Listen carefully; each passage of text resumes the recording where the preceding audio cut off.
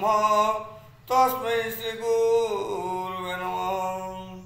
ओं शान्ताकारं भुजगशयनं पद्मनाभं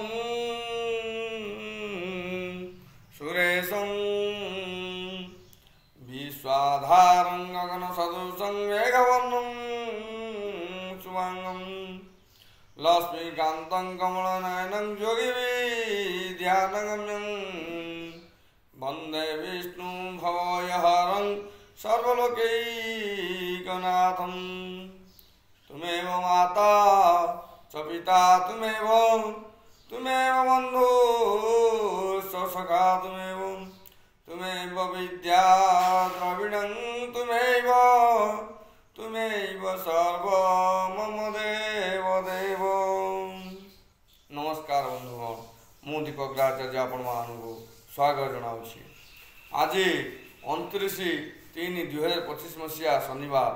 आज शनीश्वर महाराज कुंभ राशि मीन राशि को चलन करेंगे। आसन जाना मेष ठू मीन राशि पर्यंत शनीश्वर महाराज गोचर में की फल प्रदान करेंगे।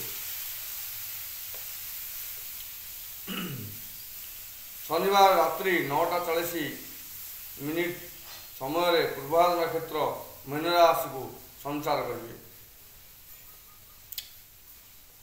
मेष राशि रे द्वादश शनि हेतु अनर्थ अनिष्ट रहिबो। वृष राशि पर एकादश शनि हेतु शुभ फल प्रदान करेंगे।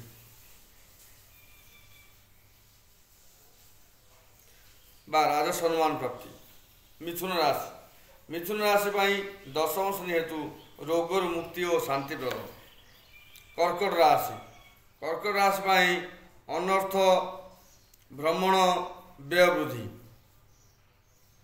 नवम शनि हेतु। सिंह राशि व्यक्ति मानक अष्टम शनि हेतु मृत्यु पीड़ा अपवाद वृद्धि। कन्या राशि अनिष्ट अपमान क्षयक्षति रहिबो। तुला राशि अर्थलाभ और शत्रु क्षय षष्ठ शनि हेतु। बिछा राशि संतान प्रति विपद रहिबो, सावधान रहिबो। धनु राशि चतुर्थ शनि शत्रु वृद्धि रहिबे, सावधान रहिबे। मकर राशि तृतीय शनि हेतु शत्रु हानि हेबे। कुंभ राशि द्वितीय शनि हेतु अशुभ बा मृत्यु पीड़ा। मीन राशि धन हानि मनस्ताप शारीरिक पीड़ा रहिबो।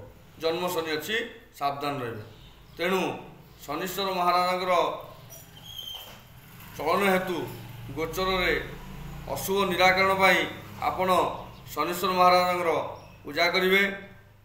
हनुमान पूजा करेंगे बा हनुमान चालीसा पाठ करेंगे। एथिरे आपणकर शुभ बल मिलिବ। जय जगन्नाथ।